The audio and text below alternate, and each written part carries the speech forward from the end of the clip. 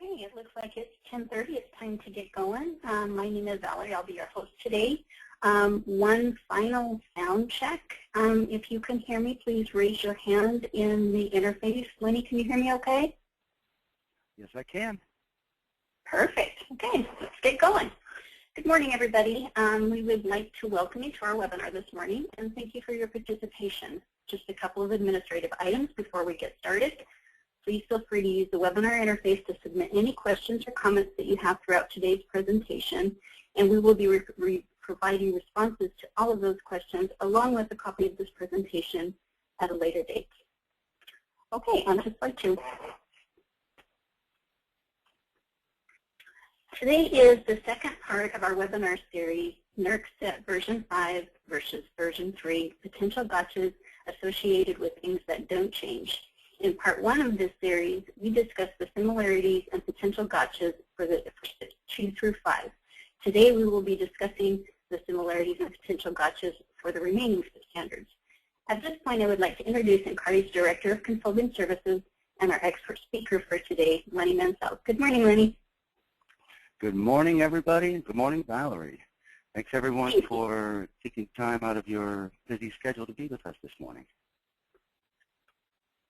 Great. Okay, you ready to get the show on the road, Lenny? Let's go ahead and get started. I think we're ready. Okay, before we get too far along, I'd like to make one last clarification. Today's presentation is based on the current version 3 standards as compared to the version 5 standards for high and medium impact EES cyber systems.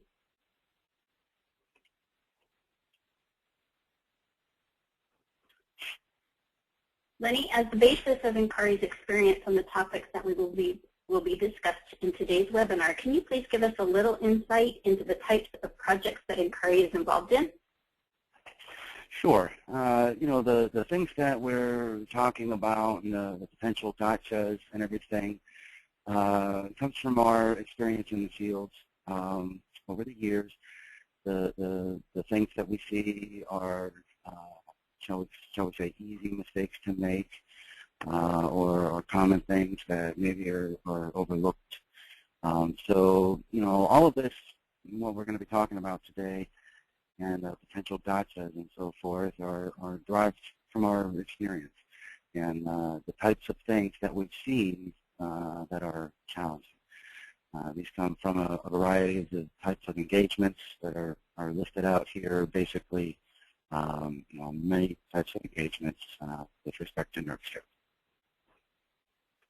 Perfect. All right, on to the next slide. So we still need to ensure that our physical security plans are addressing all prescribed physical security considerations. What types of issues are currently being addressed in the industry as it relates to these types of physical security plans, Lenny? Well, some of the kind of gotchas there are things like inconsistencies or deficiencies in the documentation. There are a lot of considerations that are called out with respect to physical security, and making sure that we're addressing all of those it's an easy thing to miss some aspects. And really sitting down with the standards and making sure that all of the words in the sentences are being addressed. Such, when it says an annual review, or it says that you have to maintain something, those words have meaning, and they should be prompting action, and be among the things that we're being sure to address. Another kind of potential gotcha, and something that we've seen a lot of over the years, has to do with potentially large PSTs, or I should say unnecessarily large. There can be situations where there's a large room that a lot of people need access to, and inside of it there are only a couple cabinets, let's say, that contain NERC equipment, cyber assets. And so it's kind of better to try to limit the size of your physical security perimeter, because that limits the number of people, oftentimes, that are subject to to becoming, a lot of people call it SIP certified, where you get the background checks and you receive the training and all of the things you're supposed to before you get cyber access or unescorted physical and so forth. So another thing about PSPs, and this gets into a little bit of a different area, but inside of a PSP, we always love to see it, and it just makes things simple. When your NERC SIP cyber assets are all together and they don't have, let's say a bunch of corporate cyber assets mixed in, that's kind of a more ideal sort of scenario. I know a lot of people don't have that, or their racks and everything have kind of grown organically over time, and there's some things sort of mixed in. So either way, inside of our PSPs, we should be ideally kind of segregating our NERC SIP cyber assets. And then if we do have sort of a mix and match type of situation, then clearly indicate which are the SIP cyber assets and which ones are not. Right. Sounds good. Okay, on to slide 6.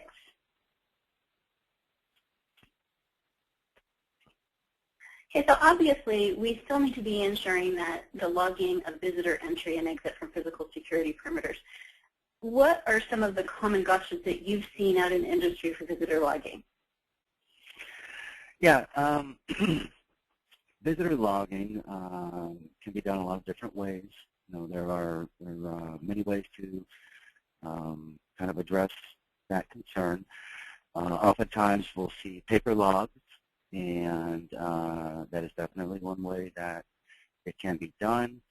Whenever you have paper logs, and that means we're really relying on humans involved to make sure that they write that thing, write down that access in the log.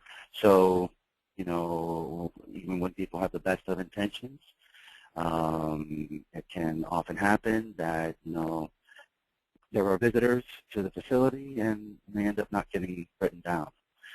Or perhaps their entry into a PSP has been recorded, but somebody kind of forgot on the way out. Or maybe somebody always forgets on the way out.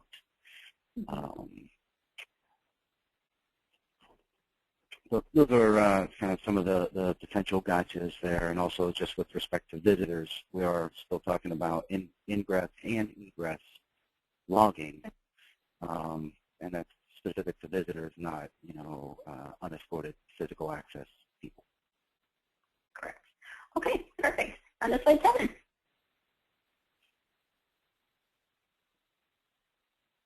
So it's still required that we maintain and test our physical access control systems, as well as any hardware or devices that are associated with that. What type of testing needs to be done, and how do we evidence testing to ensure compliance?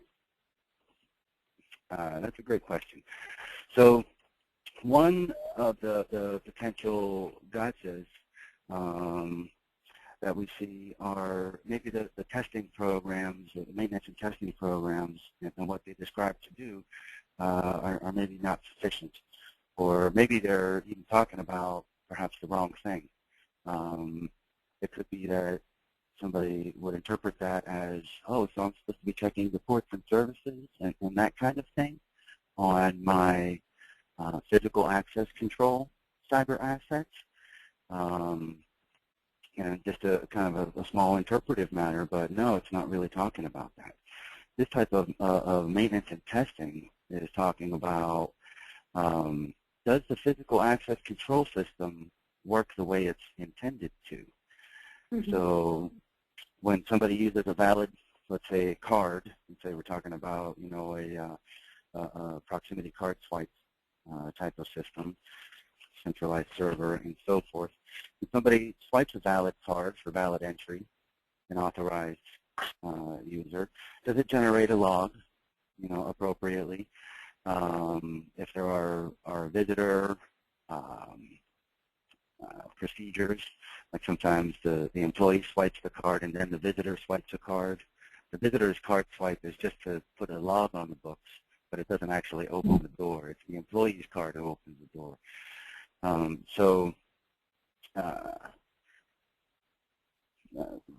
items like that are a great way to be capturing those logs. If you can have a computer capture the logs rather than a human being pick up a pen or a pencil, that tends to be preferable. And some of the types of deficiencies and the lack of evidence and that type of thing, often revolve around the best of intentions that didn't end up working out very well in reality. In all reality, don't we often see, a combination of, paper, whether it's security, paper logs versus as well as computer logs as a backup, or do you see that often? If we're talking about, a physical security server, something like Secure is a pretty popular one. There could be a combination of both.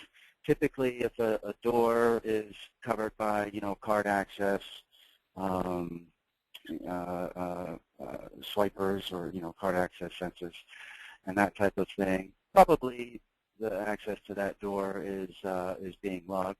It might be that it's only logging the employees. Typically then, once they let you in the room, they say, here, sign the log, please, and that's the paper part. So sometimes it could be kind of a combination. There are entities who might have only paper logs, or on certain doors or certain areas only have paper logs. Maybe when you go out to a substation, it doesn't make really good financial sense to deploy Secure out there or something along those lines.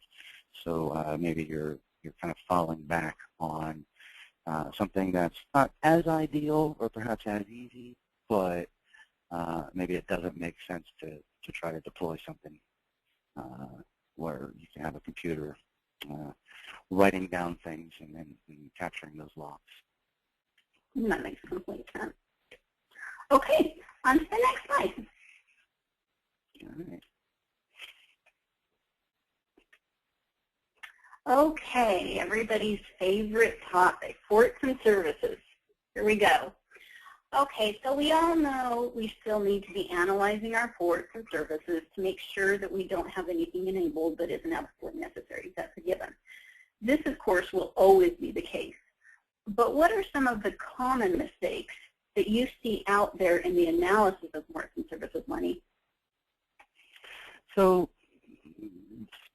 one of the common, we see a lot of different kind of things that we would construe as suboptimal or a mistake, or I don't know. But one common thing is that the justifications, for every port and every service, if we're talking about version 3, we'll talk about the differences with version 5 momentarily. But sometimes, we'll see, where people have justifications, and, let me back up just 1 second, talk about justifications. The standard says that we're only supposed to use the things that are necessary, the things that are required. Right. So there's a logic exercise here, and that is, well, is it required or not? Okay. If I'm going to know the answer to that, I'm going to have to know what it does. So I'll need to understand that. And after I get an understanding of what it does, then I should try to gain an understanding of why we might need it on this computer or on this firewall. And so, so that's kind of the basis of why we use the word justifications. If you're providing a justification, which hopefully says what and why, then so that's what we should be looking at, ideally. Now, sometimes we'll see justifications that say, like, network time protocol, and kind of tells you a little bit what's going on, maybe with that firewall rule or that port, but it doesn't necessarily tell that whole kind of picture where you're saying what it does, what is its technical job, and what and why do we need it on this box. So kind of insufficient justifications, or even things that are all out missing. Something that is easy to happen is where an entity will document their justifications for ports and services and on spreadsheets. So we'll be looking at the ports spreadsheet where they've, said why they need all those ports. And the spreadsheet looks really good, and it has a lot of information. But then we gather the running ports from the computers, and then we check it against the beautiful looking list. And in some cases, that list ends up looking a little bit less beautiful. Maybe there are ports that we find running that that the list of justifications falls silent on. Or maybe it says something about the port, but it doesn't have any. The spot where you would have justification language is actually blank. So it's a lot of work to keep on top of that. Those type of errors and things like that, they're easy to happen. Okay, so you mentioned possibly the insufficient types of justifications. Can you give us an example, or in simple terms, what a good justification looks like? And briefly touch base, too, on port ranges and how to deal with the justification for something like that. Yeah, so an example of a good justification, let's say a firewall rule. And it's going to say what it does and why we need it. So this firewall rule is necessary to permit network time protocol clients within the ESP, to query the network time protocol server that resides in the DMZ, right, in order to have time synchronization across our devices. And that's an example that kind of really tells the story of what it does, what does this rule do, and why do we need it. Another example, let's say a computer running a web server. You could say this web server, this port is necessary to facilitate the web server, the www interface to the data historian, or the web interface to the DCS software. Right. And this is required to support that application. It's made to have a web interface. That's how we interface with it. And then when doing justifications for ports, what about the ranges? How do you do justifications for ranges? Yeah. So in terms of ranges and in terms of ports, when we're talking about data from the computers showing what ports are active or enabled, one way to do that is execute a netstat command on the computer. And then if you just do a netstat-NA, let's say the quintessential netstat, it'll show you the ports and the protocol and a couple other things, but it doesn't say what is the program, what is the executable, or what is the service that's causing this port to do what it's doing. So in terms of gathering the ports information, it's not really complete unless it shows, the port and the executable or service or combination thereof. Basically, the software that's making that port do what it does. So if I see that port 21 is listening on TCP, I can say, usually when 21 is listening, that's FTP.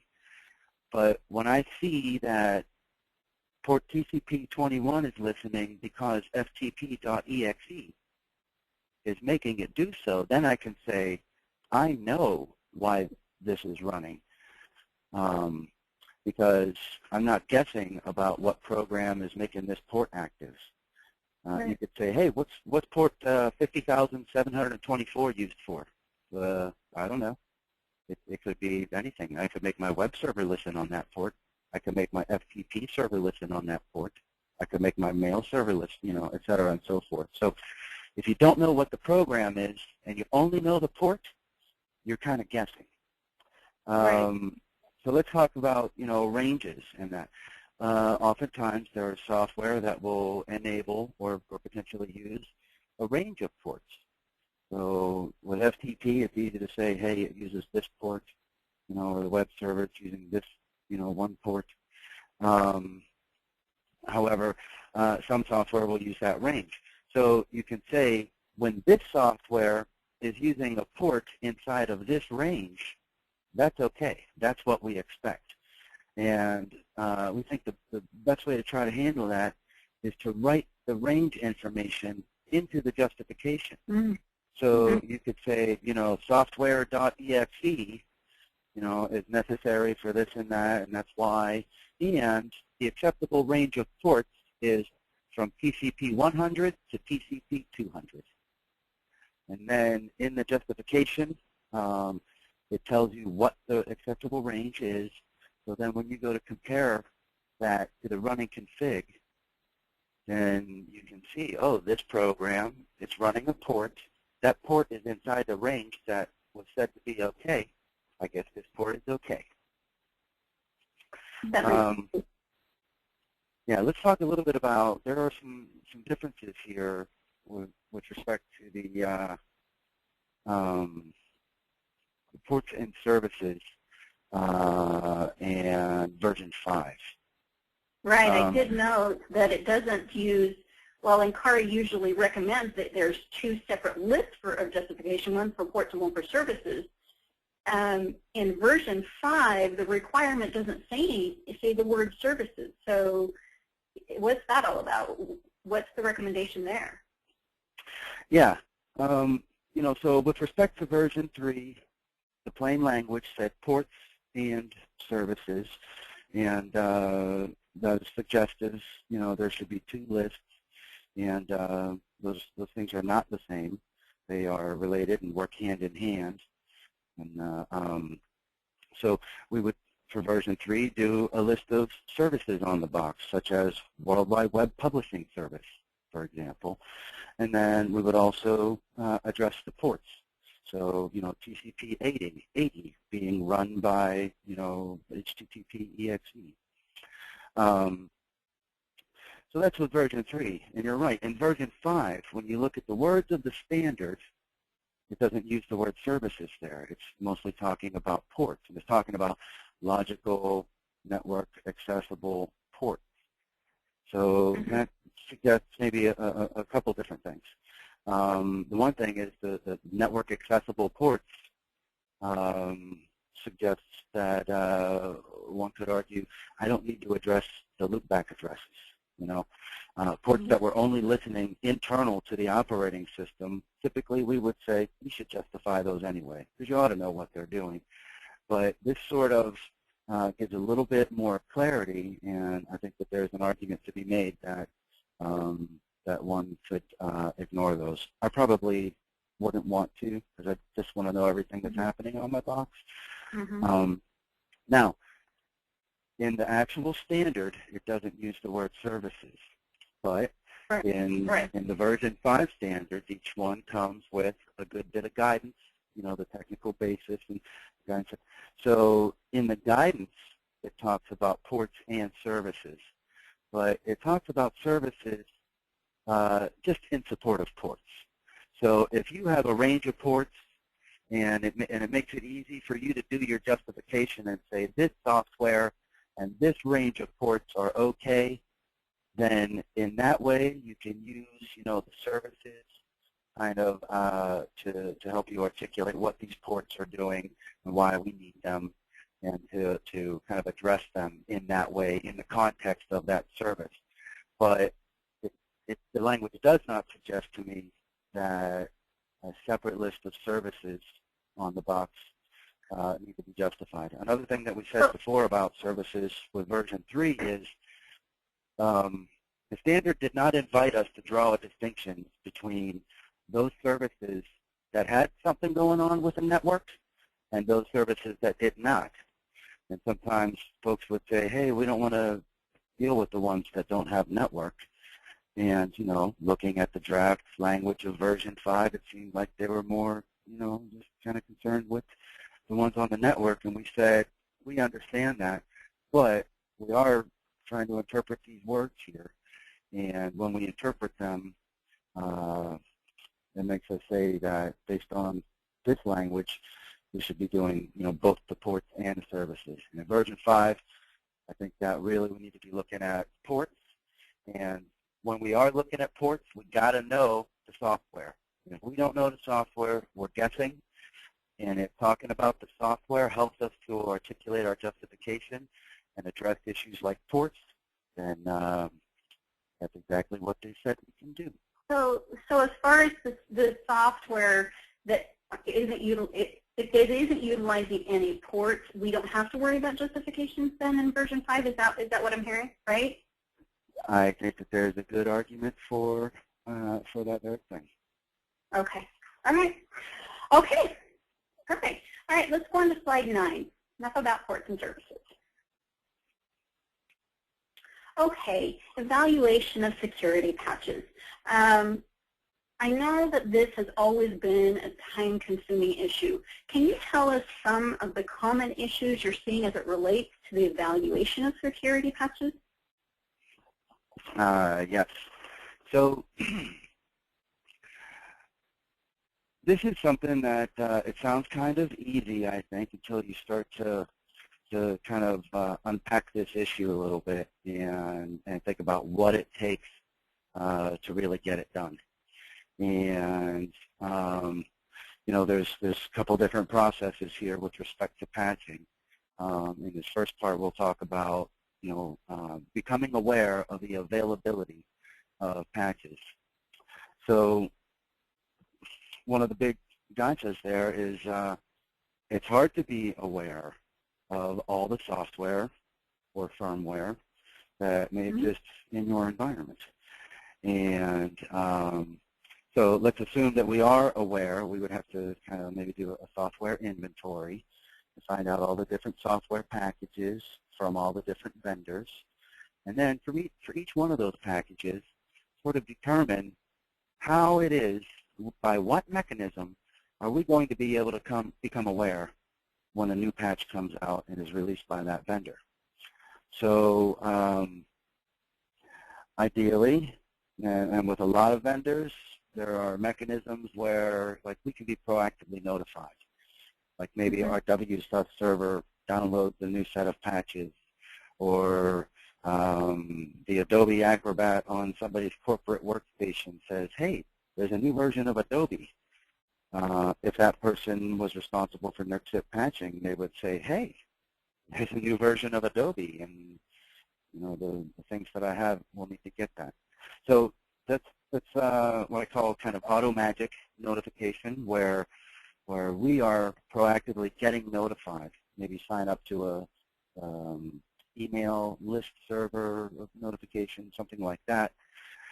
And then what we tend to find is, and hopefully we can take care of most of our software vendors' packages in that way. And then what we tend to find is what is hopefully a short list then of vendors where we don't have any nice, handy auto magic ways to get notified. And then at that point, it'll sometimes involve a person with a web browser going to the vendor's website and looking at the patch page and seeing what's the latest patch and how does that compare with what we are running. So that whole process is difficult. It can be manually intensive. Oh yeah, and all these patches that you become aware of, you need to say, like, whether you're going to use it or not. And of course, if you're not, you need to really document why and what things you're going to do in order to still address the risk that is going undone or going unaddressed by that patch, security patch not being applied. Those are the common types of things that we see. And I could see the potential for there being an issue with being able to evaluate all of these patches and do it within the 35 calendar day window in order to stay compliant now. That's going to be a real challenge. Yep. And that's right. It's a time-sensitive kind of thing. And, yep. You kind of, after you miss your opportunity to be aware of the patch within that time frame, then, well, you missed it. Right, right. And it's then you can't show that you had it, whenever you do evaluate it and say whether you need it or not. and all of that. We need to be writing things down, kind of making a paper trail, if you will, generating Sounds like evidence. This is going to be a consistent process. I mean, it's always going to be a work in progress. You're never going to be really done with this. That is most definitely true. Okay, enough about the evaluation. On to slide 10, and let's go into the application of patches. So once we have evaluated a security patch, we obviously now need to apply these patches to ensure compliance. In version 3, there was no specified timeline for these patches to be installed whenever it was fine. With version 5, we have to take action within 35 days of the patch evaluation. So you have 35 days to evaluate, and then you have to take action within that 35 days in order to be compliant. With this in mind, what have been some recurring issues that you've seen with the application of patches, and do you anticipate that version 5 will expound on these issues given that we now have a specific time frame in which to take and document the action of application? Yeah. So some of the types of issues that we've seen with patches and applying them, so that also is a difficult process. If you're applying patches, more than likely, one or more of them are going to have security-related components, and that kicks in our 007R1 security testing of significant changes. So just kind of from the start, it's a bit of an onerous task. We need to be testing these things for security first in our test environment before we put them out into production. In version 3, it didn't actually say when one needed to apply the patches, and so sometimes people would think, well, we're gonna wait a long time in between. We have a scheduled maintenance coming up in 10 months, and maybe we'll just hold off and do it then. So that's that can be argued for, and that you have operational needs and all of that. However, it does kind of increase the complexity of when you're actually applying the patches. We've got more patches to apply. We've got more chances for something to go wrong, for something to to cause an unexpected negative consequence. And also, when you have a lot of patches to apply, the best practice is to only apply a few patches at a time. That way, if something does break, it's easier to back out, and it's easier to figure out what was the thing that broke it. Right. It's a little bit different if you're applying 50 patches at a time. So letting them kind of stack up can be a double-edged sword. On one hand, it makes it a little easier because you don't have to do it as often and wait. But when you do execute, it tends to be more difficult and complex. Right. And so, between the evaluation in 35 days and then the actual application within 35 days after that, like I said before, it's going to have to be a consistent process. You're always going to have to be doing the working on patches. That's just a given. So it's a really notable difference between 3 and 5, and now with version 5, we come right out and say you need to do something within 35 days. Preferably, you're going to apply it, or you're going to schedule it when you are going to. Right. If you can't apply it within then you need to say when you're going to apply it, and probably at that point, schedules 6 or 8 months down the road are, I would imagine, not preferable. Right. Makes complete sense. Okay. Let's go on to slide 11, the review of cyber asset logs. Okay, we still know we have to do it. We still know we have to review them. Have you noted any consistent issues out in the industry with the review of logs? Yeah, there's the monitoring requirements and the log review. In monitoring, ideally, you've got a computer system there that is looking at the logs that are coming in, and it's looking for the types of messages, that indicate cybersecurity events, and it's comparing those against thresholds like 10 failed login attempts within 60 seconds, something Right. Along those lines. So hopefully that is all kind of dialed in. But in addition to that, we still need to be reviewing these logs as a human. And log review is the kind of thing that can make your eyes cross. And, if you stare at too many log lines, you'll start to maybe go a little bit batty. And it's also not that sufficient just to kind of eyeball them and scroll through, a million lines of logs. Right. So some methods and processes whereby you filter the logs and you search through the logs and you're looking for predefined things. You're also looking for different anomalies and that kind of information. The predefining of these kind of queries or like a procedure, go here and search for this, look for that, so on and so forth. Defining those has been really important for people to, try to be successful with version 3. Now with version 5, basically we've got to do this twice a month now. Right. And so the eyeball method is definitely not going to just cut it. You should have a plan about we're going to search for this, we're going to search for that, we're going to look for anomalies in this way, things that jump out at us, and kind of write down how to do that in my logging software. I go to this page, I click on this, I run that report, and it shows me, or I enter this search string, or what have you. Right, and with frequency at 15 days now, in version 5, how are we going to provide the evidence on such a frequent basis? I mean, that's going to be quite the task. Yeah.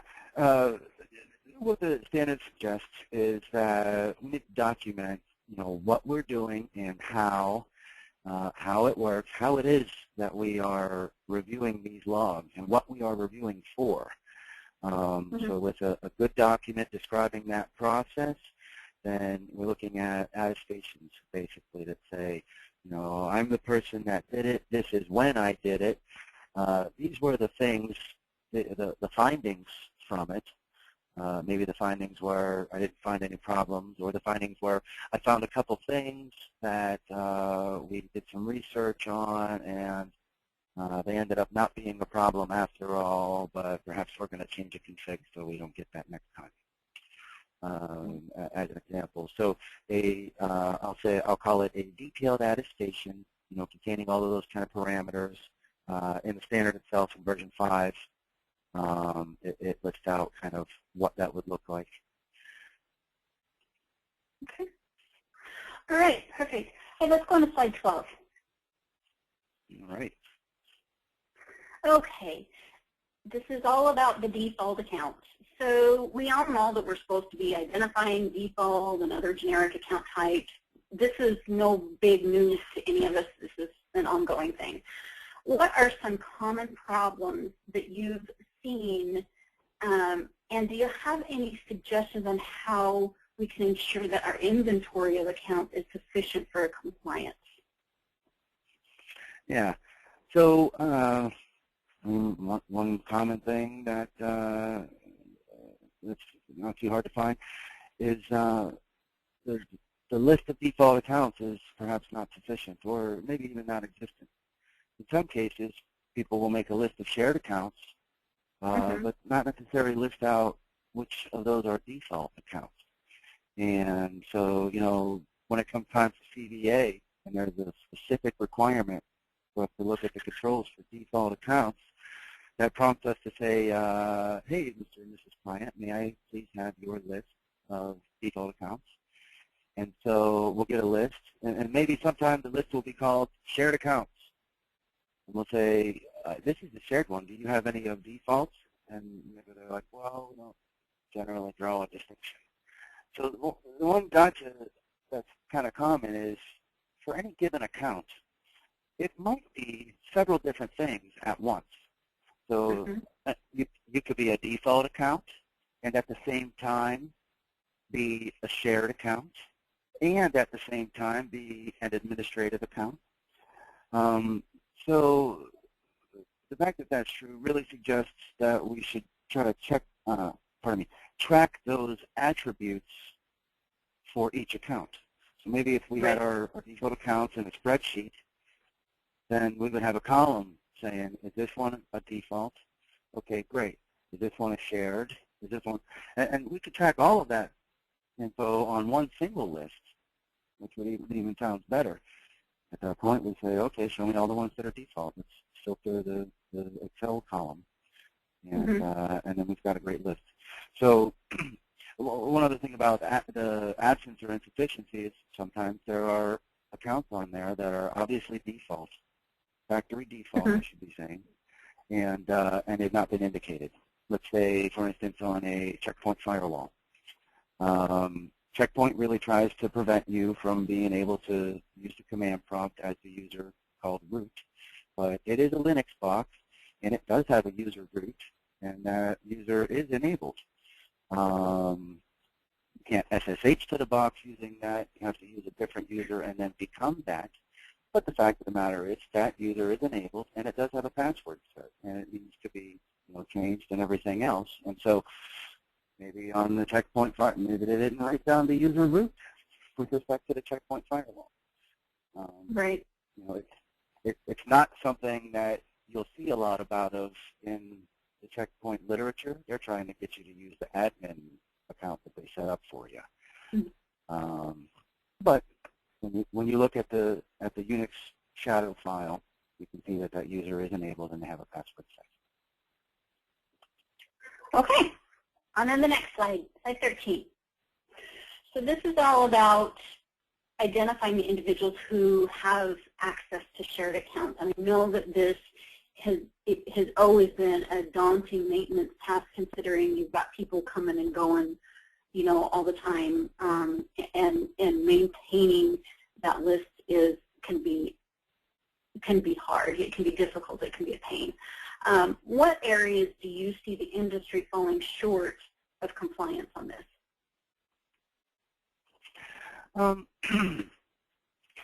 So kind of similar, to the default accounts, but really just having a very good way to track for every account, what's going on here. Is it a shared? Is it a default?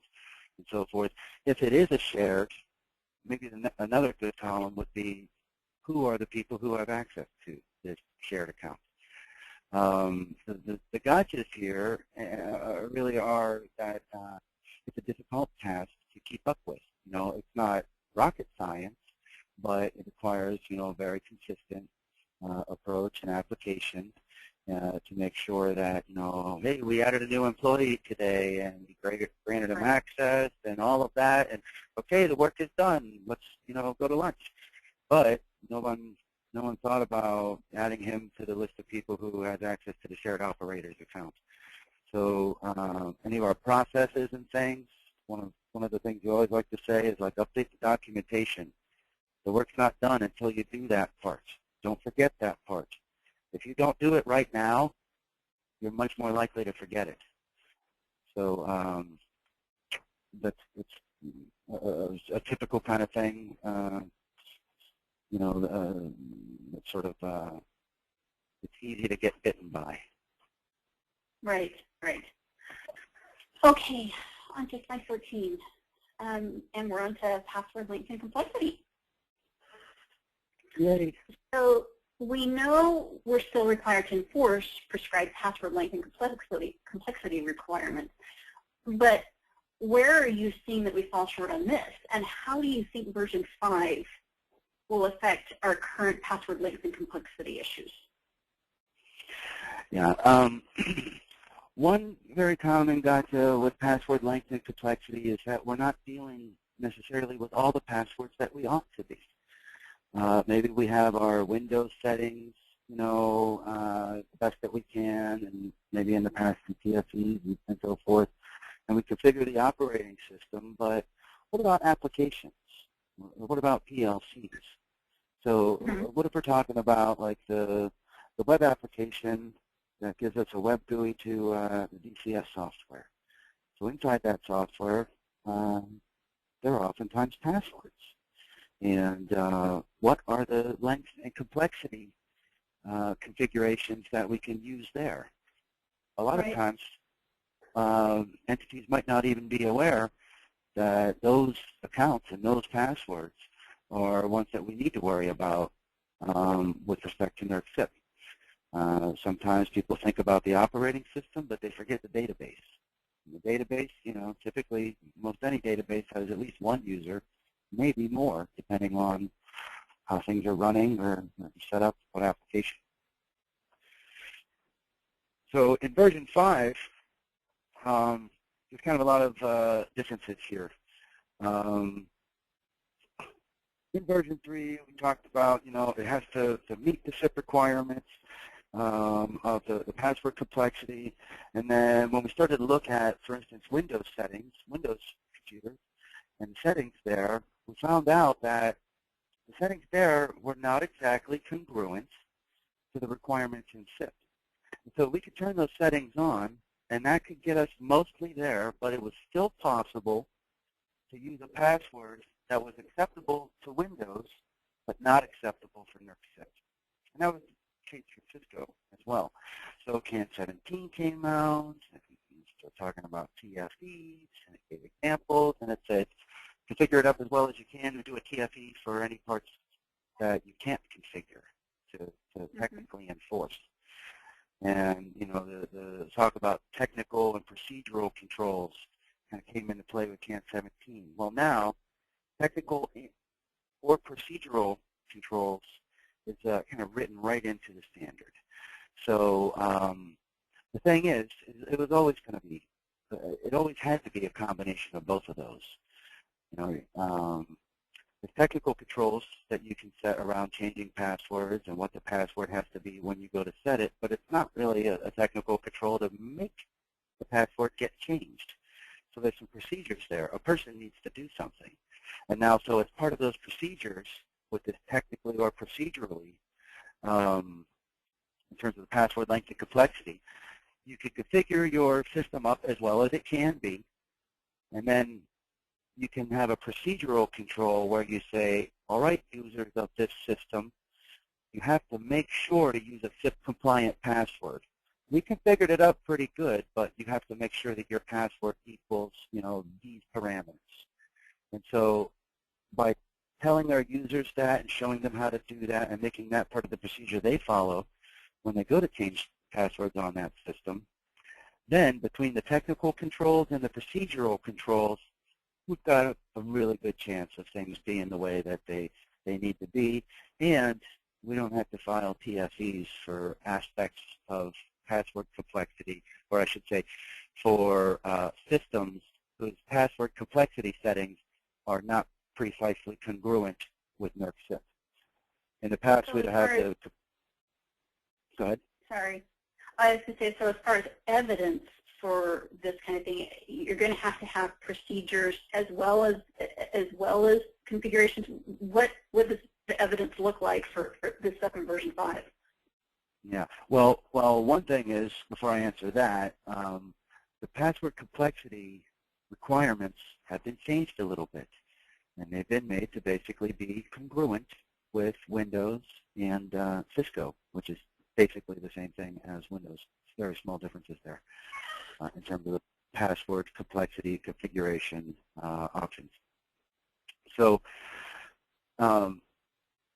a lot of the TFEs and things like that, kind of we had to worry about before, those are not going to be so much of an issue here.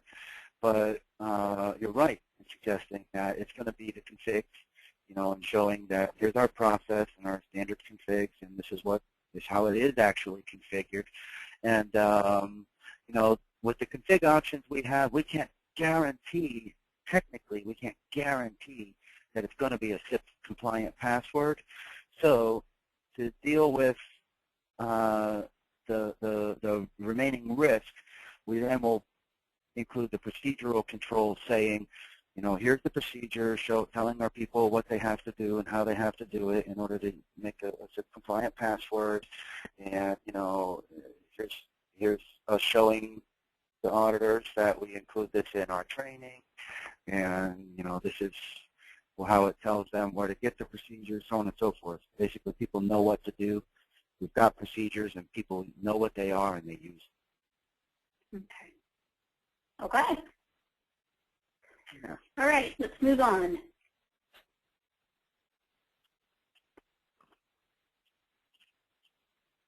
All right, so we'll turn the tables here just a little bit. And in this slide, we're talking about passwords. So we still need to change them each year, but let's talk about the word annually and 15 months. Val, I understand you recently attended a WEC roadshow. Maybe you could tell us a little bit about some of the discussions that went on there. Right. At the roadshow, there was a discussion that kind of centered around the definition of annually in the version 3 standard and the rationale behind the change to 15 months in version 5.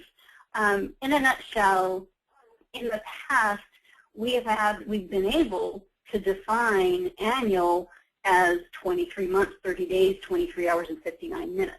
So if you had a password that was 1 minute shy of 2 years, you could still be compliant, and if that was your definition of annual. Now, with this change in version 5, we're going to be held accountable to changing the passwords at least every 15 months, period. No ifs, ands, or buts, no,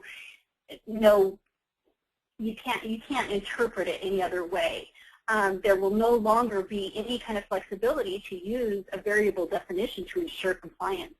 And this being said, we now need to have a very definitive process in place in order to ensure that passwords are being changed so that we're compliant. So we need to make sure going forward that this is a big gotcha. If you are used to going beyond that 15-month period, changing your passwords, you're not going to be compliant anymore. That's going to be a huge gotcha for version 5. Excellent.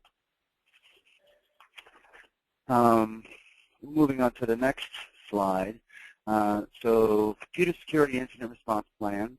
What are some of the things that are similar between 3 and 5 and some of the gotchas? Well, we still have to test our plans, instead of annually, 15 calendar months. And we need to document and apply our lessons learned, within 90 days of the changes. And also be sure that we're notifying our CSIRT team members. So those are the similarities there with 3 and 5. So Val, let's talk about some of the differences now. One of the big differences is it's kind of like the passwords. Before it stated our cybersecurity incident response plans need to be done annually. Again, annually is defined by whatever you define it as. Now, in version 5, we have to go the step further and provide documentation of testing within 90 days after testing. This is a biggie because that 90 days before was never there. We have to show and document that we actually did testing, and the outcome of the testing, and there was actual follow-up within 90 days. And before, we could just go through, and yes, we were supposed to do it, but we could do it, 5 minutes before we got audited and be okay and hope that that was all right. But having a defined period of time to provide that documentation of testing may add to your list of gotchas at this point. Yes. All right. So slide 17. Okay. So this is about our testing and recover plans. Just like with the incident response plan, we still need to make sure we're testing and doing our testing and recover plans. Are there issues that you have seen similar to those that you've encountered with the testing incident response plan, Connie? Yeah, exactly. It's very similar, and we didn't really talk about the gotchas so much on the last slide. We'll talk about them now, but the testing plans, whether we're talking about recovery or incident response, sometimes can be sufficient.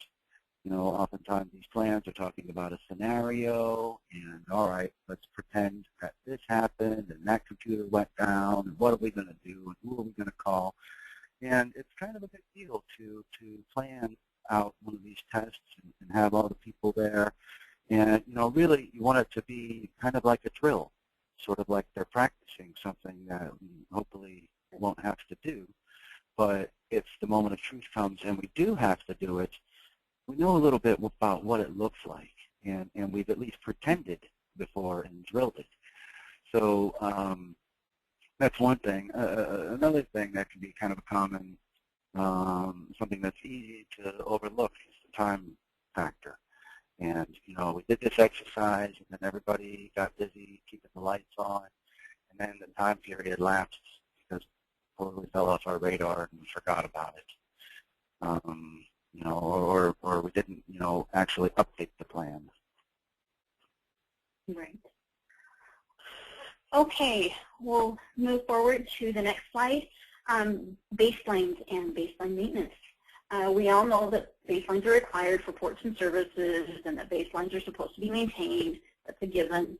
It appears, though, that baselines and the maintenance of baselines may contain even more gotchas in version 5. Lenny, what types of activities should we be performing in order to prevent the recurring issues that we see with baselines and baseline maintenance? Okay, so let's first talk about some of the kind of gotchas and common errors and missions.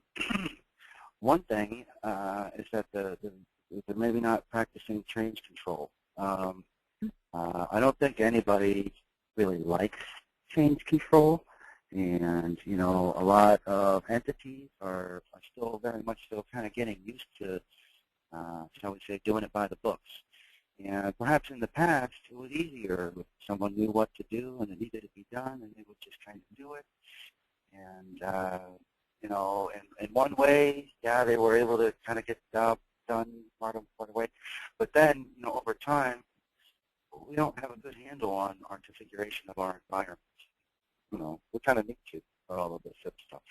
So some of those kind of things, or when maybe there's insufficient information, or maybe your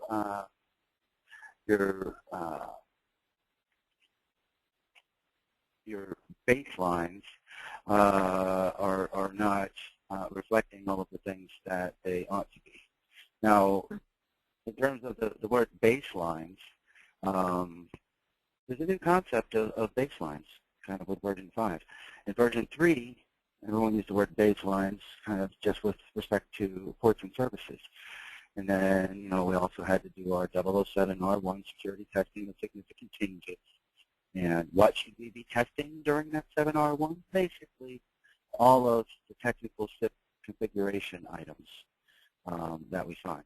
So now, the thing is with the baselines that they talk about in version 5, the baselines are not just about ports and services anymore. The baselines are basically about most of the rest of the configuration items.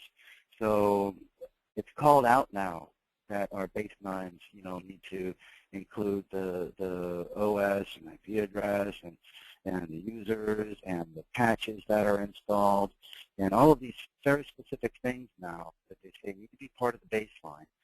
And so that's a pretty big difference. People who were, let's say, really nailing it, doing a great job with their 7R1 testing, and they were testing all that stuff, they're going to have an easier time transitioning over to, you know, maintaining a baseline for their systems. And the baseline accurately says, you know, here's all the configs and what they're supposed to be. And furthermore, you know, when we talk about baselines, suddenly we got another job. We got to measure ourselves against that baseline. So we got to get an understanding of our current settings, and then compare them against the baselines here. Mm-hmm. So this is a pretty daunting thing, especially when your baselines. It was hard enough to track, let's say, 2 items on detailed and accurate baselines, just the ports and services. Now we've got kind of like everything else, Right. so to speak. Right. Okay. All right, moving right along in slide 19. We're on to CVAs, along with the associated mitigation and remediation plans. Of course, they're still required. What are the most common gotchas for this requirement? Yeah, so just briefly about gotchas, we see, things where perhaps folks aren't interpreting things the way that we would, and, still there's the old specter of, the name cyber vulnerability assessment. When you use that term to describe what you're supposed to do for SIP version 3, it doesn't jive with, the common understanding of a vulnerability assessment, maybe the corporate understanding, let's say, using scanning tools and all of that. So in version 3, it was really, I would say, more of a security configuration review. All right, now with version 5, it is a little bit different. So we still need to do it every year, 15 months, and we have the idea of a paper CVA versus an active CVA in version 5. So the paper CVA really talks about a lot of the same things that the version 3 CVA talked about, kind of that configuration review type of idea. And then the active CVA is a new concept. We're talking about we're required to do active vulnerability scanning and things like scanning for Wi-Fi and so on and so forth. So this is a really big difference. For our high impact BES, not the mediums, but the high, they have to do an active at least every 36 months, right? At least every 2 years.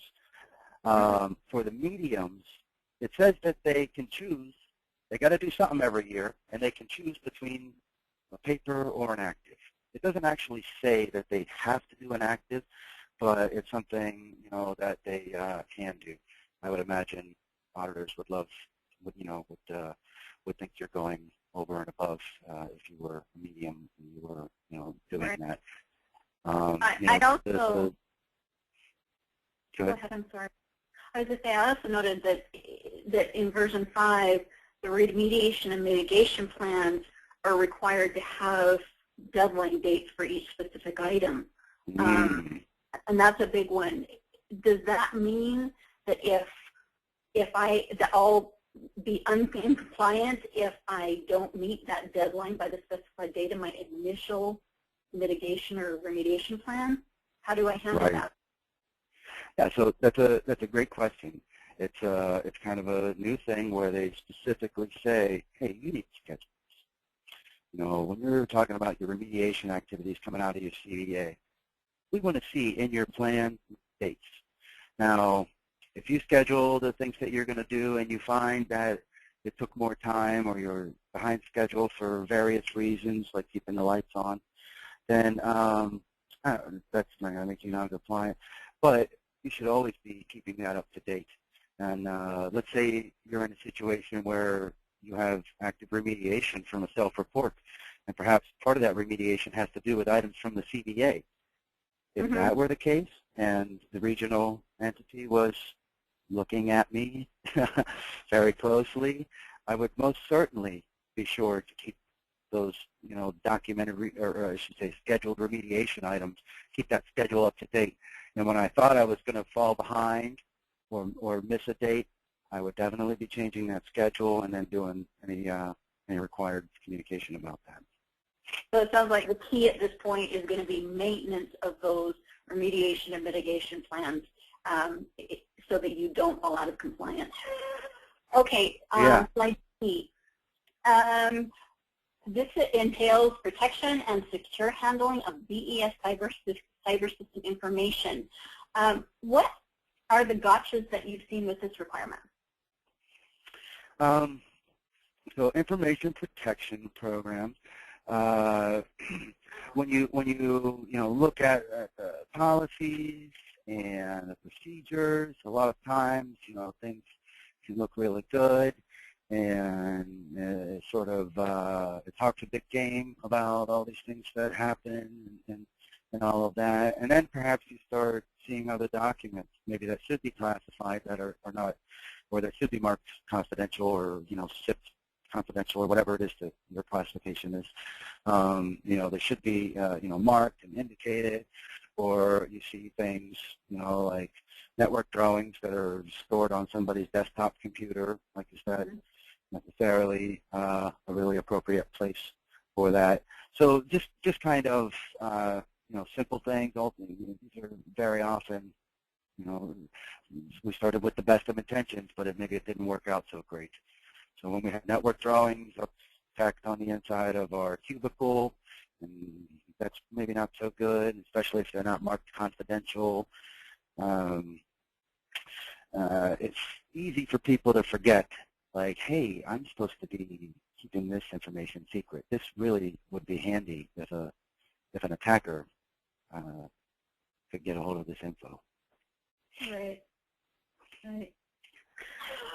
Okay, well, this just about sums it up for us, and we are definitely out of time.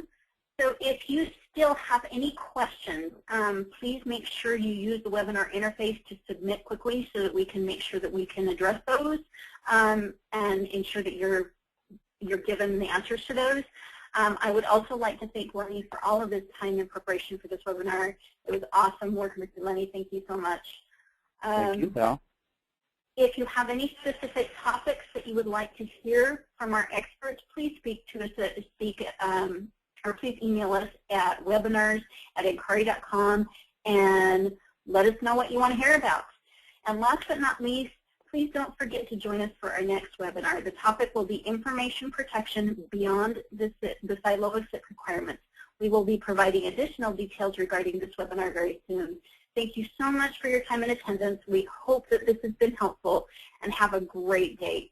This is Val and Lenny signing off. Thank you so much, everyone. Have a good day.